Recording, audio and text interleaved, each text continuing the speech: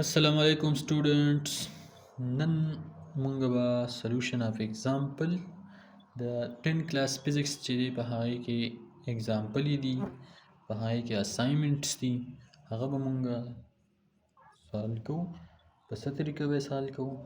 په دې کې فرست نمبر به مونږ وکړو نمبر 1 باندې دی what is the gravitational field strength on planet Mercury if 0.500 meter pendulum swing with the period of 2.30 second. What is the gravitational field strength?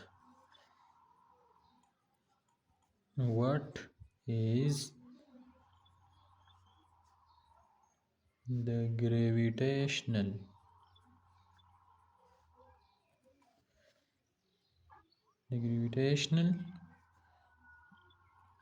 field strength? What is the gravitational field strength on Mercury?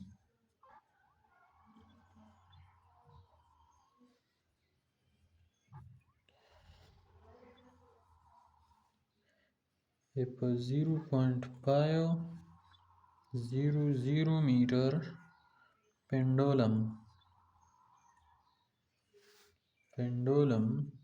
swing with a period of 2.30 second. Solution ته ګورئ څنګه به موږ معلومو gravitational field strength په موږ څنګه معلومو نو دې کې ګوره ډیټا یې موږ له راکړی ده ټایم پیریډ دی صحیح شو ټایم پیریډ دی چې هغه برابر دی د ټي او دا برابر دی د 2.3 سیکنډ ټیک شو بل موږ سره دی لینث ال چې هغه موږ له راکړی دی 0.500 میټر ټیک شو که دا به کیلومیټر کې وي نو هم موږ به بیا میټر ته راړو ټیک شو او په میټر کې دی نو بس په ځای باندې پرېږدی ریکویرډ موږ له پکار څه دي موږ له پکار دي ګریویټیشنل فیلډ چې هغې ته موږ جی وایو جی به موږ له معلومول پکار دي نو موږ ته پته ده چې ټایم پیریډ برابر دی د 2 پای ایل بای جی انډر د روټ داسې ګوره موږ ویلی دی که نه فرست چپټر کې چې 2 پای او ایل بای جی انډر د روټ دا د ټایم پیریډ فارموله ده صحیح شو دا سکویر روټ چې دی دا به دې مونږ ختمو نو څه چل به وکړو سکویر روټ به مونږ په سکویر ختمو که نه نو ټي سکویر به شي دا به برابر شي 2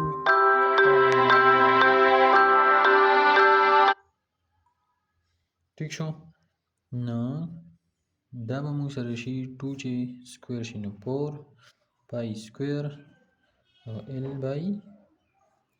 جی شو صحیح شو مونږ جی معلومو نه جی به دې خوا راولو او ټي به کته بوځو بل سټپ کې به مونږ وکړو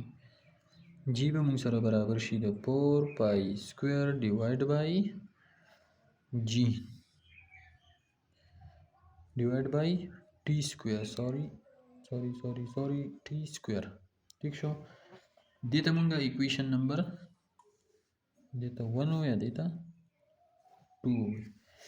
اوس په مونږ په ایکویشن نمبر 2 کې دا ویلیو پټ کو ایکویشن نمبر 2 دا دی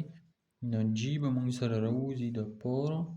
د پای ویلیو چې ده هغه مونږ ته پته ده چې 3.14 ده او سکویر دی پې د پاسه او ټي د څه برابر دی ټي مونږ سره برابر دی دا ال پکې ما پرېښی دلته سوري دلته ال بای جي دی که نه نو دا به ال بای ټي سکویر شي دا ال ضربې لینث چې دی هغه مونږ سره 0.500 او تقسیم ټي سکویر هغه دی 2.3 او سکویر به شي دا به مونږ سره راوځي د 3 دا چې کله په کلکولیټر باندې به مونږ وکړو د 3 به سکویر والو 3.14 سکویر ضرب 4 او بیا به په 0.5 دې نه به راشي 19.7 او دا به هم وکما دا به وکما کلکولیټر باندې دا به وکما نو 2.3 دې نه به راشي 5.29 ټیک شو دا چې کله زه وکما په اوس په کلکولیټر باندې